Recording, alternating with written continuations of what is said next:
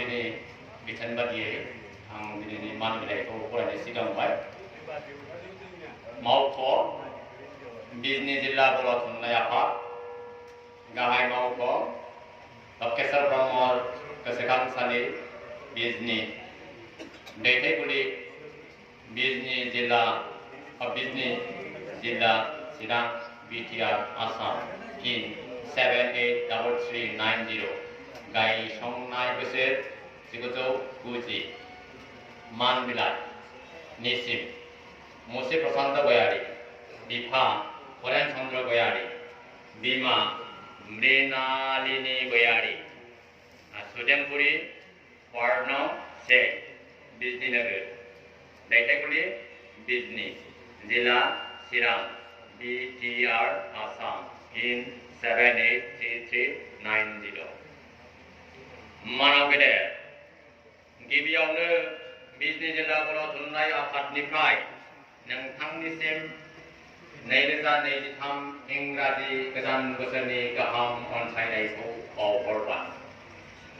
हे गेदेमा नोंथाङा थांनाय 2020 मायथाइयाव आसाम पाब्लिक सार्भिस कमिशनजों खुंजानाय आनजादाव उथ्रिसारनानै आसाम सिभिल सार्भिसनि 57 फारिलाइयाव जाफुंसार जानो हानाय खौराङा बिजनी हालामजों लोगोसे दुलाराय बर' हारिनि थाखाय गोग्गानाय आरो गोजोननाय लाबोनानै होफैदों। जों मिथिगौ जिउआ मोनसे दावहा। नोंथांनि बे जिउनि दावहायाव देरहासारनाया दुलाराय बर' हारिनि इयुन जोलैफोरनि थुलुंगानि नेरसोन जानानै थागोन। नोंथाङा गमायनो अख्रांनि अलंबार बादि हारिनि सासे गोजों बिदिन्थि। नोंथाङा नोंथांनि बिबानखौ मावलांनायनि गेजेरजों हारि आरो हालामनि थाखाय मान लाबोनो हाथों। बेखौनो मिजिंथिनानै बे मान बिलाइखौ नोंथांनिसिम बावहरबाय। नोंथांनि इयुन जिउआ गोजोन आरो गोजोन जानानै थाबाय थाथों। गोजोन्थों। गाहाम हास्थायनायजों डक्टर गोगोम ब्रह्म कसारी आफादगिरि बिजनी जिल्ला बर' थुनलाइ आफाद मुंसे दिलीप कुमार ब्रह्म नेहाथारि बिजनी जिल्ला बर' थुनलाइ आफाद थावनि आमथेखा गोजौ फरायसालि आमथेखा खालार 9 जानुवारि 2023 मान बिलाइखौ फरायथिनायनि थाखाय डक्टर रेडियन नार्जारी बिफा मुस्रि सामाचरण नार्जारी बिमा मुस्रिमा निसागी नार्जारी गामि लक्ष्मीपुर दैथायगुलि आमगुरी जिला चिरां बिटिआर आसाम पिन 783393 मानव गेदेर गिबियावनो बिजनी जिल्ला बर' थुनलाइ आफादनिफ्राय 2023 गोदान बोसोरनि गाहाम अनसायनायखौ बावहरग्रोबाय।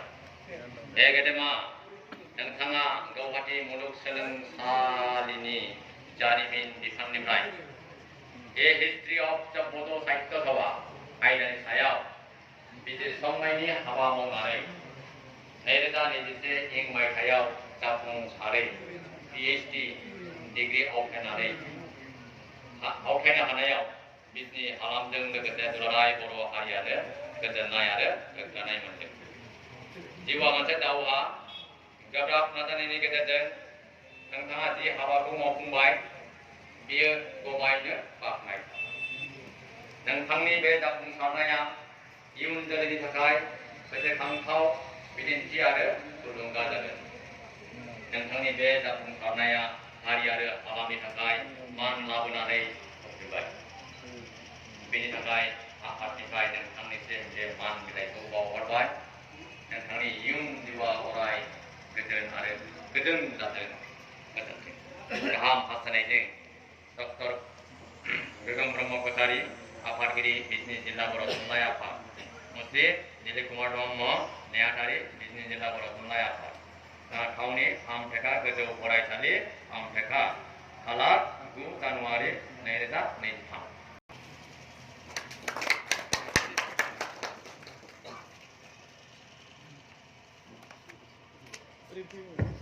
बिथांनि सावरायनां आयदाया टाइटेला बर' थुनलाइनि जारिमिन।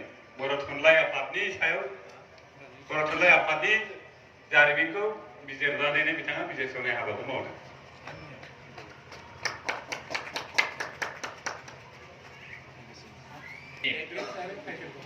डक्टर हाबिला बसुमतारी, बिफा मुसि शिबानन्द बसुमतारी, बिमा रुंसारि खनिका बसुमतारी, बिजनी नोगोर वार्ड नं 2 पानबारि लामा माइनाव नोगोर, दैथायखुलि बिजनी, जिला चिरां, बिटिआर आसाम।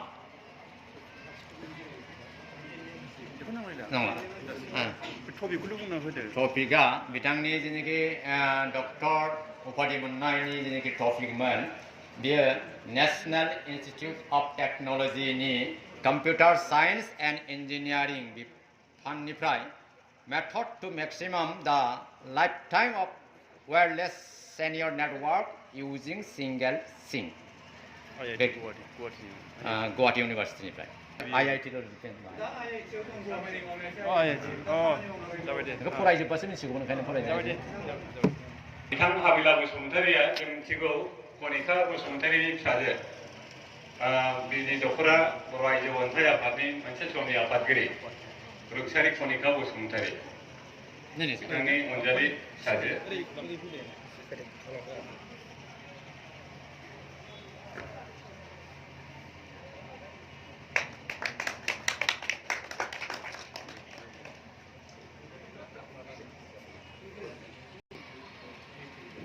मान बिलाइ निसिम डक्टर जोमै बसुमतारी, बिफा मुसि शुक्लेश्वर बसुमतारी, बिमा मुस्रिमा मीना बसुमतारी, सुदेमपुरी बिजनी नोगोर वार्ड नं 1, दैथायखुलि बिजनी, जिला चिरां, बिटिआर आसाम, पिन 783390।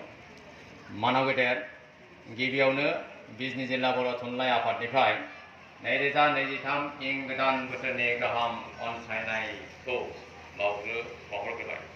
हे गेदेमा, नोंथाङा त्रिपुरानि आगरतलायाव थानाय नेशनेल इन्स्टिट्यूट अफ टेक्न'लजिनि मुवा बिगियान एबा फिजिक्स बिफाननिफ्राय studies on different optical and absorbivity properties of some liquid crystal compounds आयदानि सायाव बिजिरसंनायनि हाबा मावनानै 2022 इं मायथाइयाव जाफुंसारै PhD डिग्री आवथायनो हानायाव बिजनी हालामजों लोगोसे दुलाराय बर' हारियानो गोजोननाय आरो गोग्गानाय मोनदों। जिउआ मोनसे दावहा, गोब्राब नाजानायनि गेजेरजों नोंथाङा जि हाबाखौ मावफुंबाय बेयो गमायनो बाख्नायथाव। नोंथांनि बे जाफुंसारनाया इयुन जोलैनि थाखाय गोसोखांथाव बिदिन्थि आरो थुलुंगा जागोन। नोंथांनि बे जाफुंसारनाया हारि आरो हालामनि थाखाय मान लाबोनानै होफैबाय। बेनि थाखाय आफादनिफ्राय नोंथांनिसिम बे मान बिलाइखौ बावहरबाय। नोंथांनि इयुन जिउआ अराय गोजोन आरो गोजोन जाथों। गोजोन्थों। गाहाम हास्थायनायजों डक्टर गोगोम ब्रह्म कछारी, आफादगिरि बिजनी जिल्ला बर' थुनलाइ आफाद, मुसि दिलीप कुमार ब्रह्म, नेहाथारि बिजनी जिल्ला बर' थुनलाइ आफाद, थावनि आमटेका गोजौ फरायसालि, आमटेका, हालार 9 जानुवारि 2023। गोजोन्थों।